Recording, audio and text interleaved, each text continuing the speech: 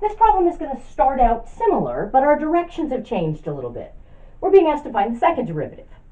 Now, the first step to finding the second derivative is to find the first derivative, so that part's going to feel very familiar. I'll just mention I'm keeping the same rules for simplifying. I don't want complex fractions. I don't want complex fractions in disguise, so no negative exponents inside of fractions. And we're going to express our answer in terms of x and y. I'm kind of used to that. With implicit differentiation, we're used to the fact that our formula usually is going to contain both variables, but it should not contain y prime. All right. So I'm going to suggest that you pause the video and work this out at least until you have y prime. Do what we've been doing, get y prime equals some formula involving x and y. If you're feeling ambitious and if you want to go ahead and get all the way to y double prime and see if you can follow these rules for your answer, you're more than welcome to do that.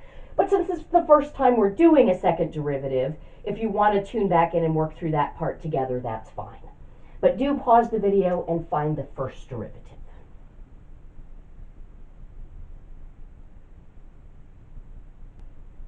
Okay, I like to just put parentheses around my y's to really visually emphasize to myself that I'm treating those differently from the x's. We're saying this is some function of x, we just don't have an explicit formula for it. So we're going to take the derivative of that with respect to x, and we'll do the same thing on the other side. Okay, now for this first piece, this is a function composition where y is the inside part. The outside part is an exponential function. I know when I take the derivative of an exponential function, I get the exponential function back. If the base isn't e, I get an extra factor that's equal to the natural log of the base. And then because this was a function composition, the chain rule tells me to multiply by the derivative of the inside part. Minus, for the derivative of y squared, 2y is the derivative of the squaring function.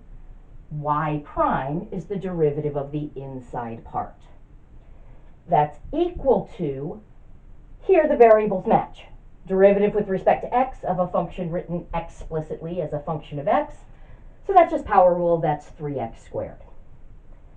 And this is kind of nice because I've already got every term with a y prime on the left and every term on the right doesn't have a y prime. So I don't have to move anything, I can just factor out the y prime. And that's times natural log of 2 times 2 to the y minus 2y. So now I can solve for y prime. Y prime will equal 3x squared over natural log of 2 times 2 to the y minus 2y. Okay, excellent. So, some of you may have gone further than this and found the second derivative. Some of you may have wanted to work through that together.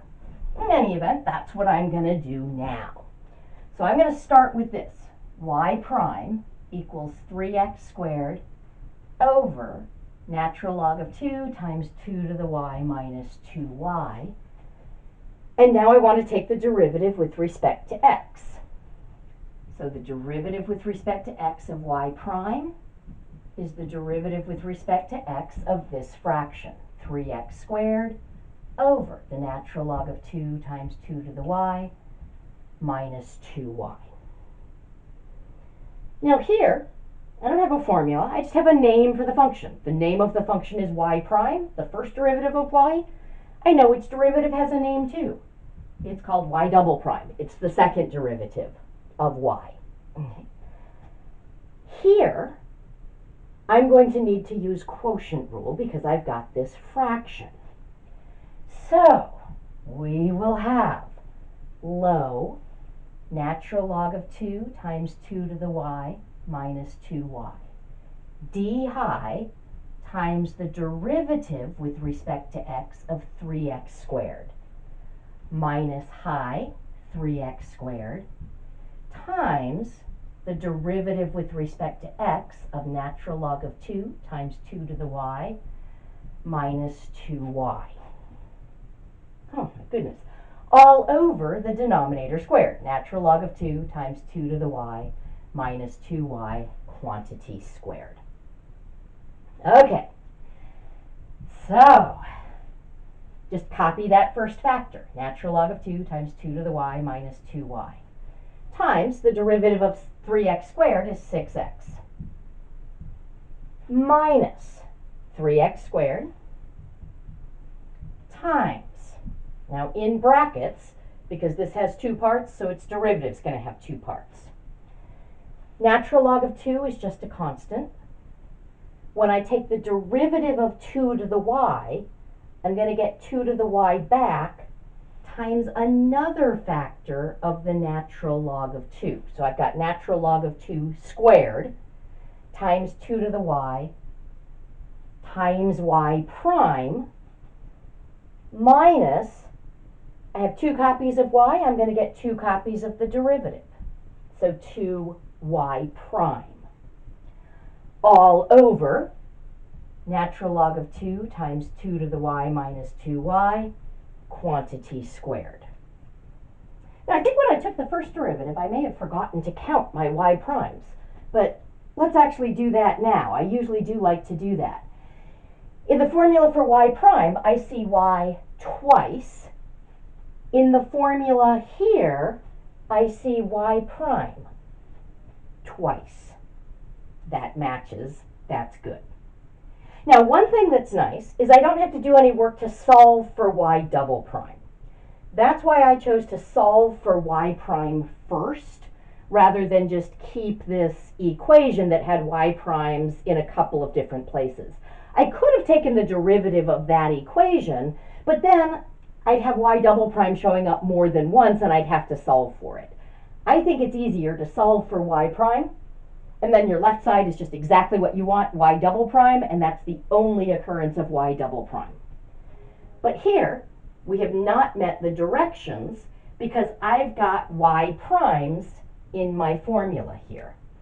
And I'm supposed to be able to express the second derivative just in terms of x and y.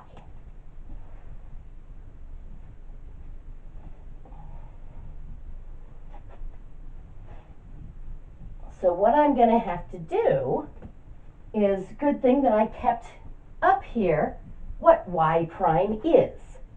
I know how to describe y prime in terms of x and y, so I can substitute that in here.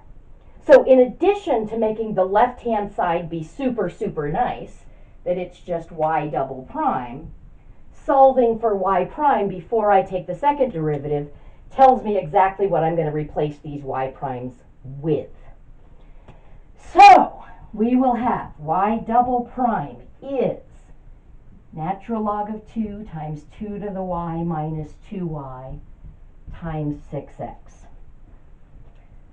I think what I'm going to do, just to make life a little bit simpler, is I'm going to distribute that minus 3x squared at the same time I replace the y prime with this fraction. So we'll get minus 3x squared times the natural log of 2 squared times 2 to the y times y prime, which is this lovely fraction. 3x squared over the natural log of 2 times 2 to the y minus 2y. And then minus 3x squared times a minus 2 is going to become plus 6 copies of y prime, which is this lovely fraction. 3x squared over natural log of 2 times 2 to the y minus 2y. And all of this is over natural log of 2 times 2 to the y minus 2y quantity squared. Oh my goodness, this is crazy. So now, I've got y double prime in terms of just x and y. I don't have the symbol y prime written anywhere, but now I have complex fractions. So, to clear the complex fraction, I'm going to multiply this thing by 1 in the form of that denominator that I want to cancel over itself.